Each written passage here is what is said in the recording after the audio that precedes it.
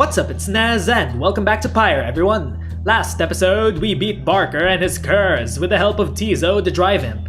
Before we continue our journey further north, let's go check on anyone in the Black Wagon. Hi there, Rookie! You can tell something is troubling Rookie, though he seems relieved to see you. Hey, chum. Listen, I got to level with you real quick. You remember Barker, don't you? Not exactly easy to forget, though believe me, I try. Well, he got me by the scruff. I've been down here for a little while, as you can see by now, but Barker, he's been here longer. He's made quite the name down here. As for me, I needed help, you understand. I had a certain standard to uphold. So I figured he would be the one to ask.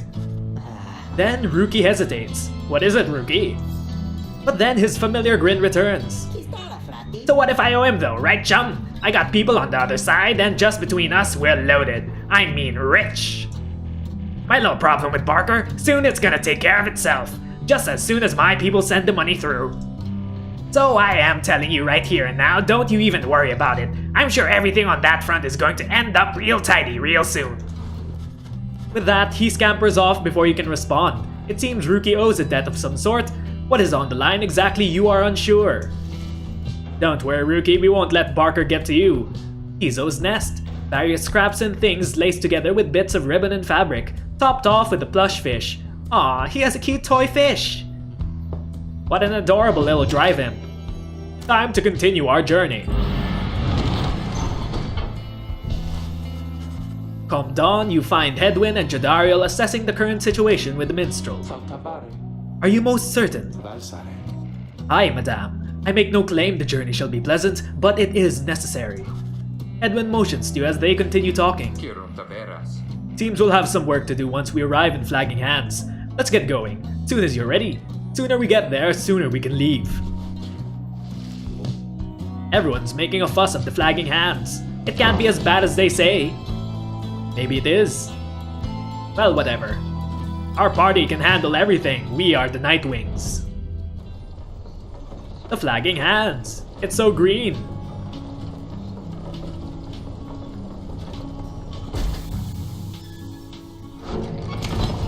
Consider how to proceed. No one wants to talk? Well, whatever. The Flagging Hands region has an oppressive air about it. There has to be a path forward.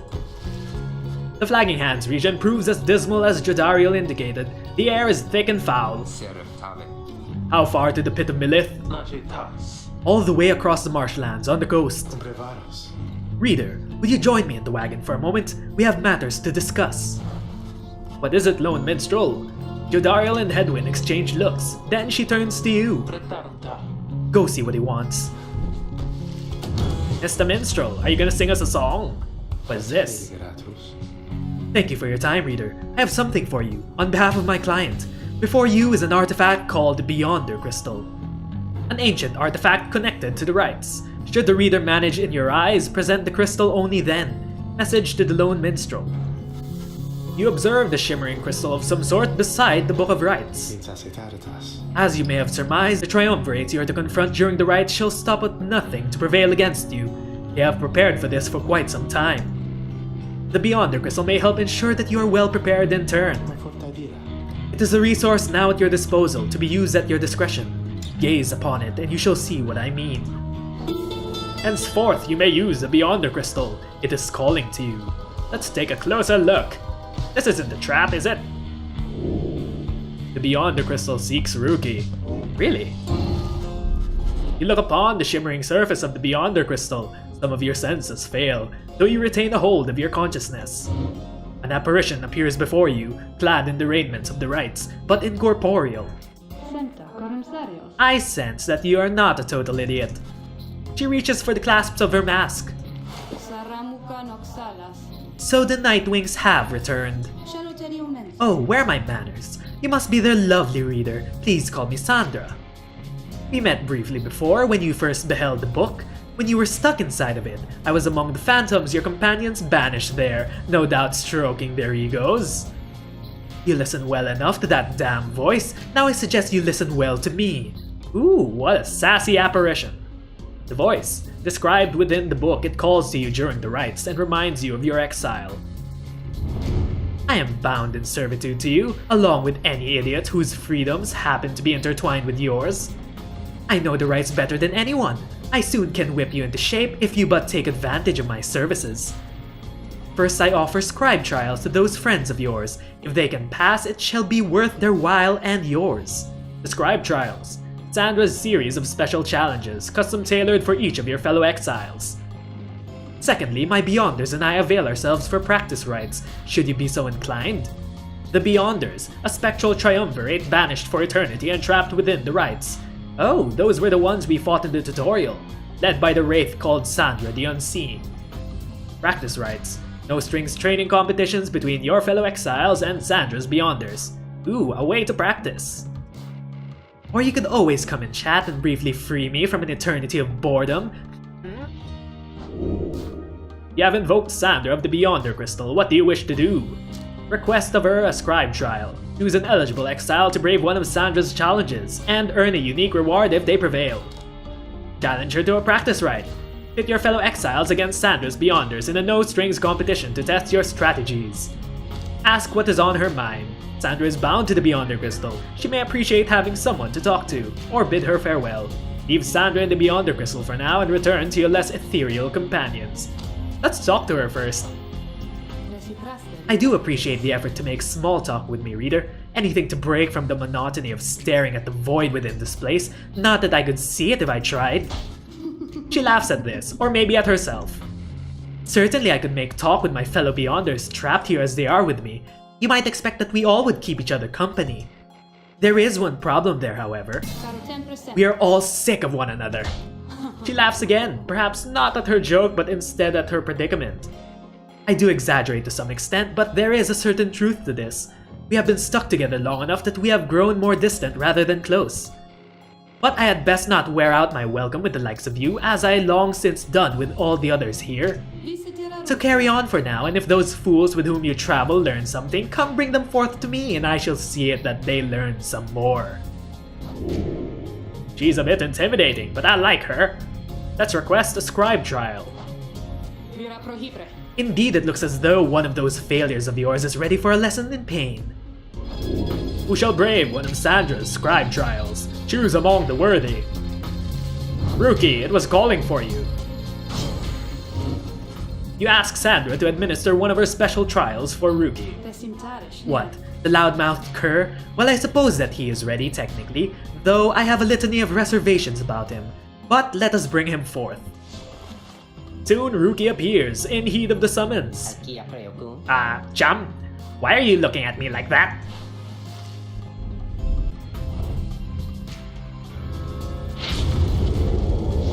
Hello there, Rookie. Prepare for some pain, as Sandra has said.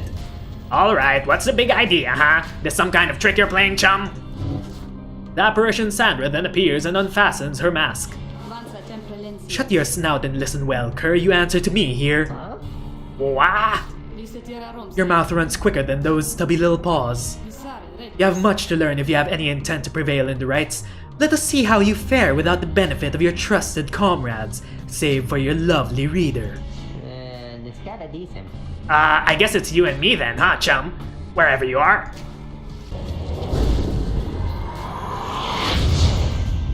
Come on, Rookie, I believe in you. That's a bit light. Take that. We have to conserve our energy. 2 more points. As long as we can keep grabbing the ball, we'll be fine. Back up. 3 of them are guarding, we have to bait them out. Come over here, come over to my side.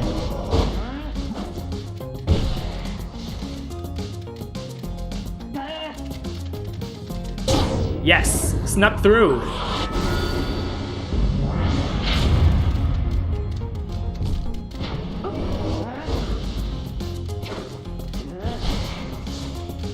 They're right on it. You have to force them out. Well, that didn't work. Take that. 1 of them down.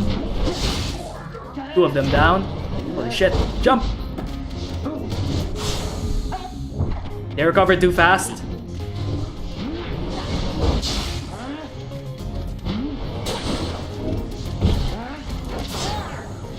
Baited me out.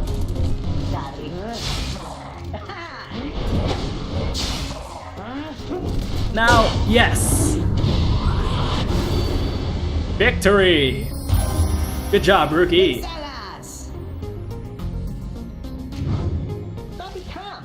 That's how we do it, right, chum? It is, and you acknowledge likewise that you did not do it on your own, despite having to face my demon friends all by yourself. You passed my test, Kerr. Congratulations are in order, both to you and your lovely reader. Now farewell.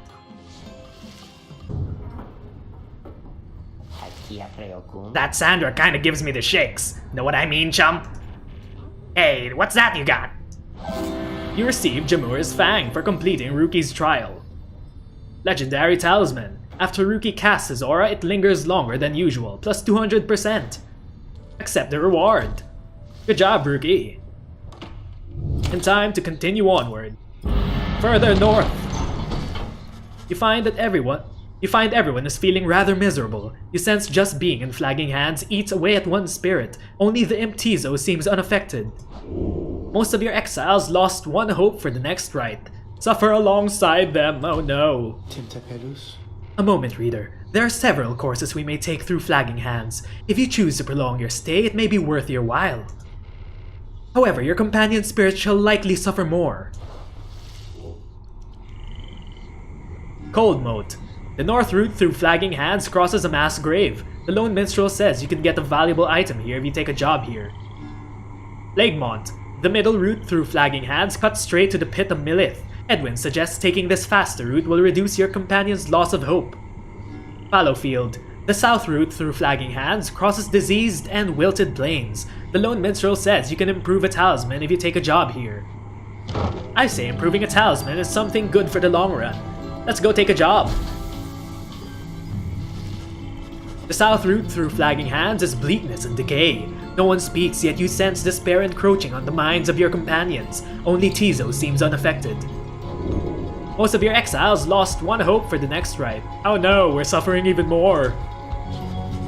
Later, you accompany the lone minstrel in pursuit of what you came to find. The bog dwellers of Flagging Hands are some of the only creatures that can stand it here, and even they just barely. This particular region is the agricultural part of the area, but as you can see, there is little left to harvest. Perhaps, though, you can help them plant a stronger crop. The lone minstrel leads you to a sad little patch of mud. He leans down and speaks into the earth. Hail, O bog dweller. I have brought you a reader. Please tell him what you need. Some sort of creature shambles forth. Hello there, are you friendly? With broken hands, it points to you a collection of foul seeds and simple garden tools. It is a work familiar to you, and to your surprise, the soil is rich and fertile. Grains and other crops could grow. The planting job proves simple enough. It is almost a relief from all your travels. It is a modest effort on your part, yet the bog dweller seems elated. As much can be said of such a creature, it insists on paying you for your assistance. You receive the dash of stardust. It shimmers in the dim light. Journey onwards.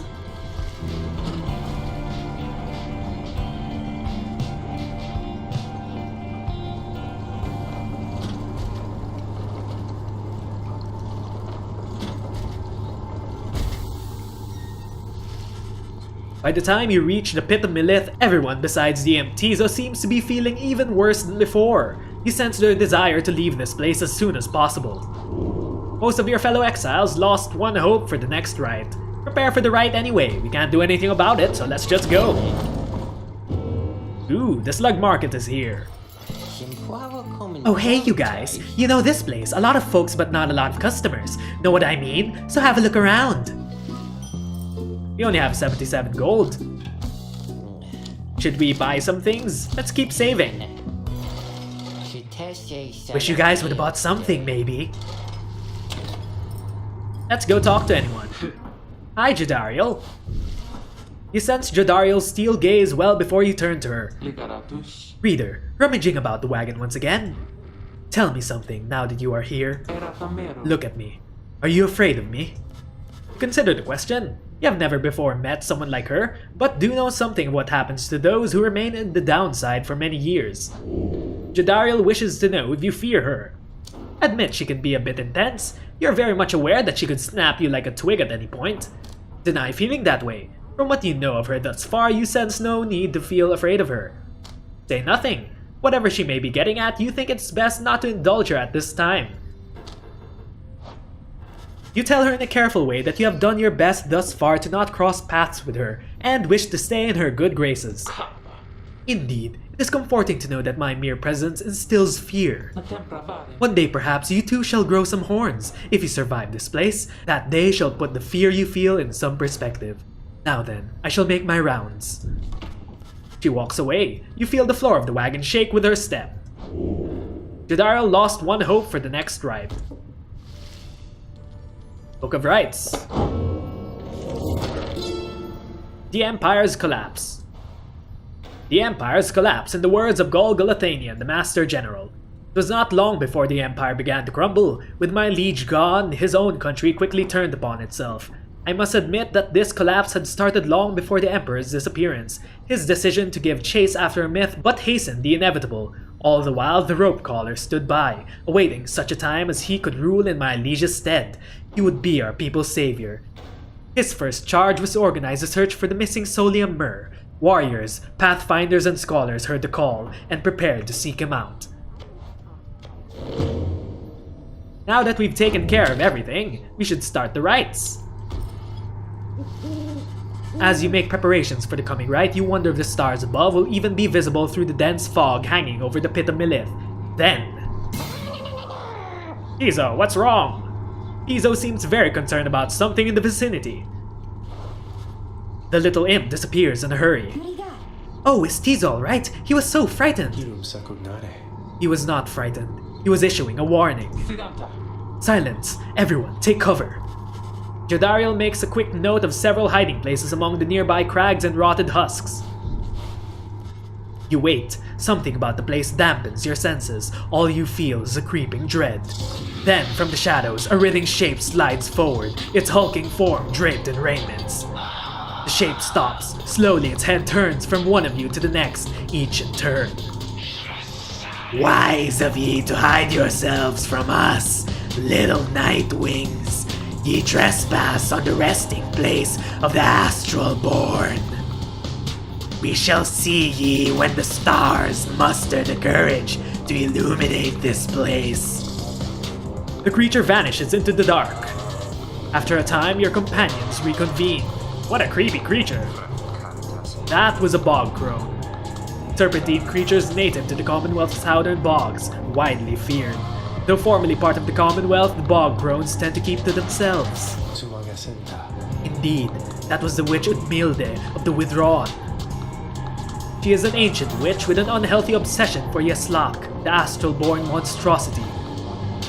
A triumvirate of bog dwellers compelled by sinister forces rather than by freedom. Tizo makes clear he has no love for Utmilde. It's okay, Tizo, I don't either. Although the rites dictate she cannot harm you bodily, with her, best not to take any unnecessary chances. We'll take what chances we can get in all of this. Everyone, it's time.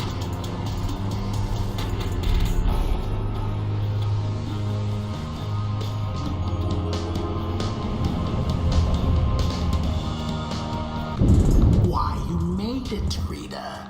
Hello there, disembodied Made it voice. all the way to the detestable pit of Milith. We had no choice. In doing so, of course, you have disturbed your ancient adversaries, the Withdrawn. The deranged witch who leads them has big plans in store, should she prevail in all this. She is a big baddie. We have to stop her. I would wish you a shameful defeat. But in this case, I wish you a little bit of luck. Thank you, Mr. Voice. It's good to know you're on our side. The crone Udmilde sees your companions gathered by their pyre. A little flame as that shall never warm ye here, much less survive tonight. Hear us, Yeslak. Make the Nightwings suffer. Rookie trots forward from your ranks. Listen here, you old bag. You don't scare any of us one bit. You and your buddy Yaslak. Now we doing this or what? The question hangs in the air for longer than is comfortable. It does seem to have drawn Udmilde's attention, however. Rookie begins to squirm a bit. Then Udmilde moves her slender fingers to her mask. Foolish! Yaslak shall grow! Yaslak shall grow! Yaslak shall grow! He shall consume ye, ere your little flame has died. That we shall ensure. Okay, she's creepy as fuck. Udmilde slides off towards her followers. Rookie remains motionless for a time. Well, it was your fault for prodding her. Whoops. Well, whatever. We've dealt with creeper people. The rite shall begin forthwith. Now who shall join us? Yodariel, Rookie, Tizo, or Headwind? Rookie seems close to leveling up. Let's bring him along. Rookie. Now who else? We can bring Zay. Zay. And then, you could either bring Tizo or Headwind. Let's bring Headwind. Edwin. The choice is cast. Alright everyone, we can take them. No matter where ye go, Yaslak shall find ye and devour ye. Yaslak, a monstrosity described in myths and ballads, thought slain by the 8 scribes. Why is her aura so different? It looks like poison. Take this. Time to bait them out. Oh, we passed it. I didn't know. I didn't want to pass it to her. Come on, everyone. Okay, they're all down. To the pyre we go. How could I accidentally pass the ball? Take this. There goes the witch Udmilde. Oh, we dropped it. Aha! A few more shots in, we'll be good. Gotta be careful. Take that. Oh god. Can't let them have the ball. There we go. Bait them out.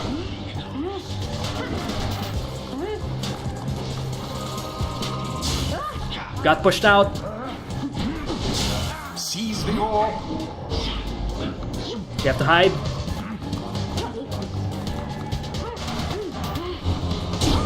Glory to the scribes. They got a point. Didn't see it coming. You have to take care of Udmilde. Nice job, Rookie. Plunged into their fire.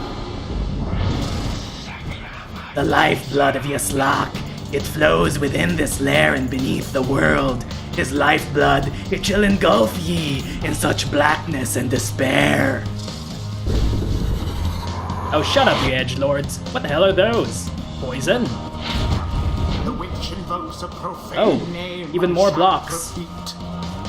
Best beware of foul sorceries. Jump here. Come on, Headwind. Make a run for it. Oh, God. We only have one person left. You have to be on the defensive until people come back. She can jump pretty far. The oar is loose. Come on. Absolution. 1 point for Zay. 1 more point. Victory's at hand. Take you out. Go, Rookie, run.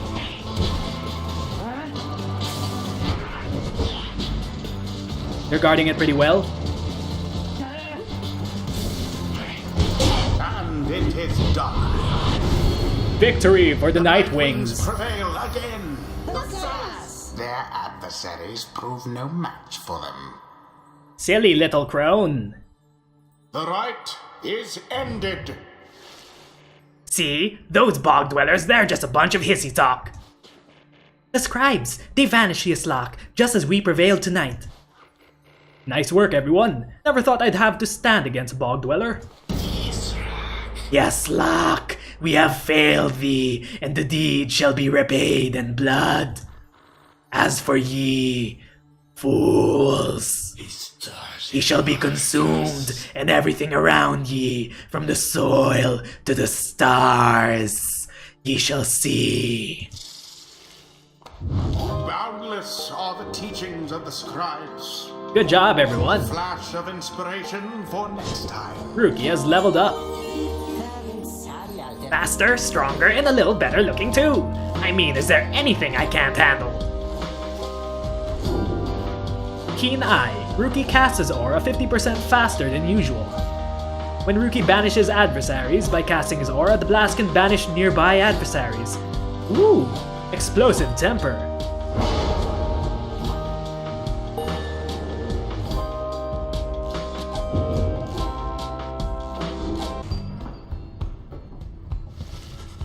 Having vanquished the Withdrawn almost effortlessly, you and the others have some moments to recover from the ordeal in the relative safety of the Black Wagon.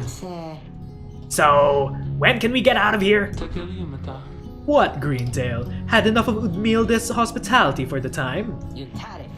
Oh, Jody, yeah, thanks, I'm good. The Reader and the Stars will point the way as ever. It's just, so far, we've kept on going north. If that's the case again this time...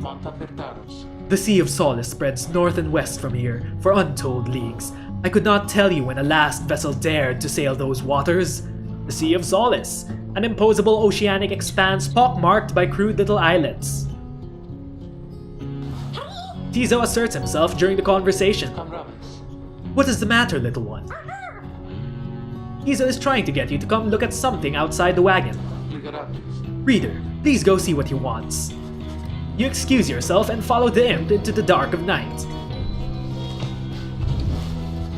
You find Zay and the Lone Minstrel already gazing up at the stars. Can you not read the stars yourself then, Mr. Minstrel? I fear it is not so simple as matters of can or cannot when it comes to me, Zay. We shall see what the Reader has to say, for this is his charge. And here he is, in fact. Thank you for fetching him, Tizo. Tizo is happy to have obliged the Lone Minstrel. Reader, it would seem the skies have cleared to some extent. Please look upon the stars and see where they compel us to go next. You look toward the heavens. Seek out our destination. Horus the Azure Star. The Azure Star burns bright over the ruins of a lost frigate in the Sea of Solace.